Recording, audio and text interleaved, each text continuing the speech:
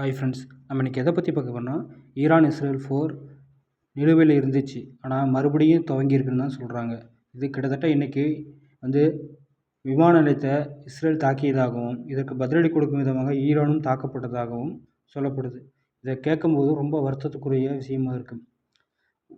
இந்த சூழ்நிலையில் ஒரு போர் தேவையா? ஒரு நாட்டுக்கிடையே சமாதான பேச்சுவார்த்தைக்கு உட்பட்டு ஒரு நாடும் இன்னொரு நாடும் சமாதானத்தில் போகணும். இந்த போர் ஏற்பட்டு இதனால் பாதிக்கப்படக்கூடிய சாமானிய மக்கள் மட்டுமே. அவங்க உணவுக்காகவும் மற்ற சகல இடைப்பட்ட தேவைக்காக பல்வேறு வகையான இன்னல்களையும் துன்பங்களையும் அனுபவிக்கிறாங்க. இதனை இங்கே கருத்தில் கொண்டு இரு நாடுகளும் சமரசத்தை மேற்கொண்டு போரை நிறுத்த வேண்டும். இதில் முன்னாடி இடைப்பட்ட போர்க்காலங்களில் மக்கள் படும் அவதியை பார்க்கும்போது மிக வருத்தத்துக்குள்ளான விஷயமா இருக்குது.